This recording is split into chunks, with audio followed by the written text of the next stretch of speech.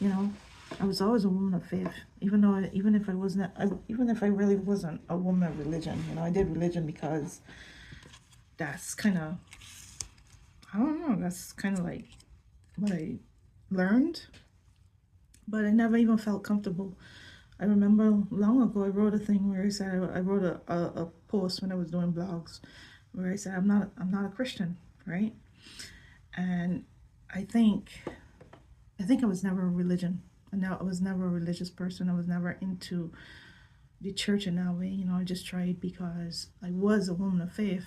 I believed in a higher power, and I believed in what the whole concept of Jesus and what he represented. And the fact that he represented things like love and forgiveness and generosity and, you know, a whole bunch of stuff.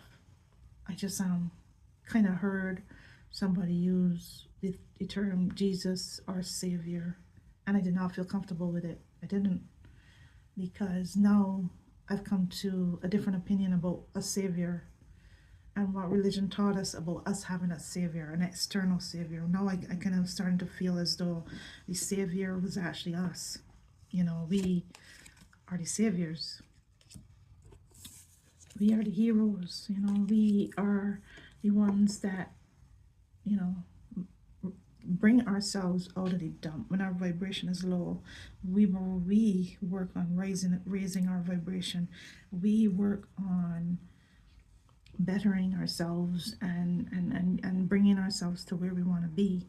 You know, because my vibration was a little bit low. I wasn't feeling great when I started this video, and I didn't have to say prayers to feel better.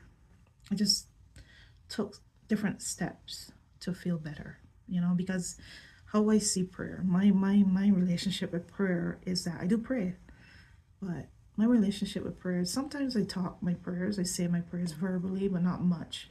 My relationship with prayer and understanding with prayer is that I feel like I'm always praying, because every time I'm having a conversation with myself, I'm having a conversation with the higher power, I'm having a conversation with my higher self and my source, the source inside of me, my source of spiritual being, you know, just being alive. I'm having a conversation. Every time I'm having a conversation in my head, every time I'm thinking and feeling, it's a prayer and a conversation.